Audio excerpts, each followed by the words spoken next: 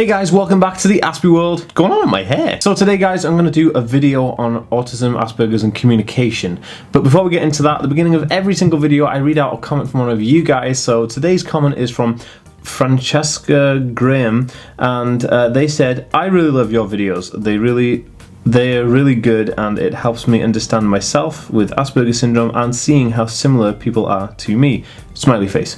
If you want me to read out your comment, guys, please hit that bell icon on desktop and mobile, because I'll be checking the first 30 comments on every video, and I'll be picking one of those to read out at the beginning of every video, and it could be yours. Just to let you guys know, I will be doing a load of merchandise this year in the next few weeks. I'll be having like t-shirts and hoodies and other kinds of stuff, so if you guys are interested and excited about that, please leave me a comment down below with your excitement, and if you would like to buy one. The designs will be up soon. I will send out an email of my mailing list, and if you aren't already on the mailing list, you can click a link in the description below to actually sign up, and then you get all the information about my clothing and other types of merchandise. Okay guys, I'm moving on. So we're going to cover the definition of communication. We're going to look at some studies that I've done and how it affects people. We're going to look at the reasons why and how communication affect people on the spectrum, and I'm also going to talk about some personal experiences that I've had with communication issues and difficulties. Okay guys, so getting stuck right in. So the definition of communication is basically the movement of particles from one area of space to the other area of space and receiving those particles back. Now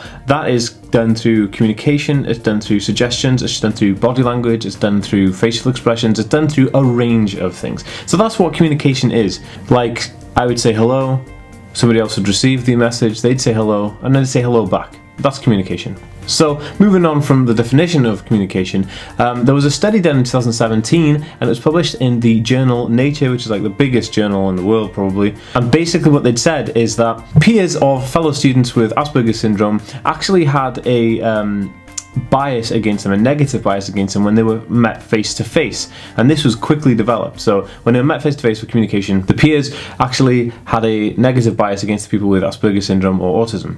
The study goes on to say that when the visual and audio contact was actually taken out of the equation, so they were doing more like text-based or like letter-based communication, that the bias actually was non-existent and everyone got along really, really well. Now that's very interesting, because communication, again, about 70% of all communication is non-verbal. So it's not just talking like I'm talking to you now. There's also kind of body language suggestions, there's facial expressions, there's tonal expressions. Suggestions are something that are, you know, where you can almost think of somebody's intentions before they actually do something or say something. So that's very, very difficult to do. So why do people with Asperger's and autism find a difficulty in communicating? Well, communication, you know, the real main reasons are quite unknown. I mean, you can go down to a very medical scale and a neuro scale where you could like look at how the brain works and stuff, but in a very simple context for this video's purpose, all the communication aspects of trying to talk and do things, you know, we all want to make friends. It's not like people with Asperger's don't want to make friends, or people with autism don't want to make friends or hang out with people or have communicated conversations, but they find it very difficult. So this is caused by the social difficulty, and social difficulty, there'll be things like social clues and unspoken kind of cues, you know, listening to other people, listening to speaking, not having to be distracted by the background noise around you. You know, facial expressions from people, trying to knowing the intentions of the other people. So there's a whole host of things like, is this person upset? Is this person sad, angry? Are they happy with me? Do they understand what I'm saying? You know, and these things can lead people like into some crazy situations where you wouldn't be able to really understand what's going on. It might get you into trouble. People may see you as quite aggressive, or they may not really understand, because I mean, you know, if you're trying to have a conversation with somebody and you don't know what they're saying, then it's really, really difficult. I feel like this is why people with Asperger's and autism are good at texting communication via email, via like WhatsApp and things like that, and over Facebook via texting, because you're able to be articulate with your words, you can study and think about what you're going to say before doing it, and I think this becomes a greater success rather than a face-to-face discussion, which is actually lends hindrance to the study that I spoke about from Nature earlier, and I'll also link that below.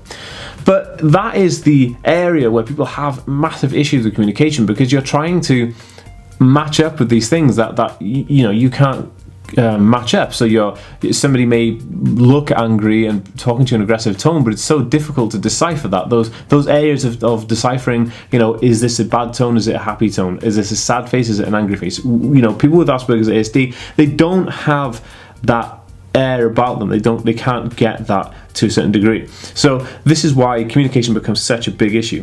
So my personal experiences with this, I actually had one yesterday. So I was in a store getting some shampoo because I only buy organic shampoo.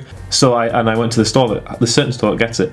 So I bought quite a lot of the shampoo, and I said, "Oh, can I pay by card?" And the guy was a bit offset by it, and he was like, "Oh, I don't know about that kind of thing." And I was like, "Okay, was there an issue?" And he was like, "Oh, no, it's fine." I was like, "Okay, this is really weird." Then I was like, "Can I get a bag, please?" And he's like, "Oh, I don't know, maybe." I was like, "Well, is it a yes? Is it a no? Can I get a bag?" I didn't know what the heck was going on. And it was really weird because he was just saying things, and I thought, oh God, I'm in trouble now because I've asked for a bag, or I can't pay by card, or I might have pissed him off, or there could be a whole host of things why this was turning bad. But my colleague from university who was with me was actually saying that the guy was trying to be funny and trying to make jokes, but you know, there was a huge difference there. So my issue is that, you know, are people being serious? Are they joking? Like, you know, is this guy trying to be funny? Is he trying to be a cool guy? Like, it was really uncomfortable because I had no idea what this guy was talking about, and I was like, you know, at what point do I think, oh,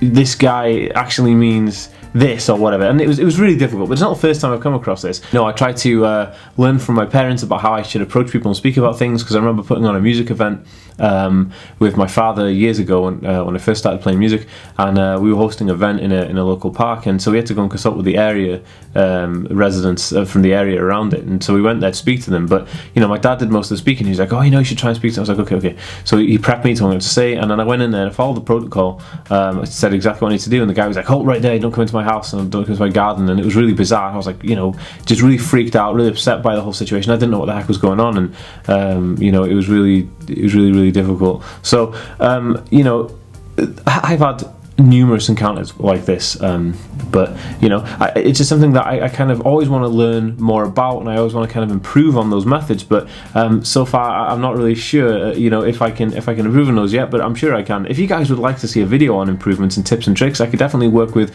my partner, who's actually an expert in the field, and we can come up with some tips and tricks actually to present to you guys. So please give this video a thumbs up if you'd like to see a video on communication tips and tricks. Guys, I'm going to be wanting to launch a online educational thing where you guys can go into a like a classroom type thing and learn about autism specifically, and Asperger's, about like taking care of people with Asperger's and autism, learning how to communicate better with them, learning how to deal with children on the spectrum, loads of things like that. So it's basically like an educational source for the carers and parents of people with autism and Asperger's. If you guys are interested in that at all, please voice your opinion down below, and sign up to my mailing list, because I will be advertising it through the mailing list. And it's going to be super cheap, but it's going to be excessively good content. So I just want to know that you guys are into that kind of thing, would maybe want to do that, because it's going to be more academic than these like face-to-face videos. Okay guys, if you want to learn more about Asperger's and autism, please hit that subscribe button above, and if you'd like to see my daily vlogs, please hit the daily vlog button over here. My latest video will be hovering around me here somewhere, and if you want to keep in touch with everything that I do, make sure you hit that link down below and go through and subscribe to my mailing list. And any comments, please leave them in the comment section below. I check every single one, and I will definitely read every single one, and I'm pretty sure I can reply to every single one. And I'll see you next time, guys. Peace!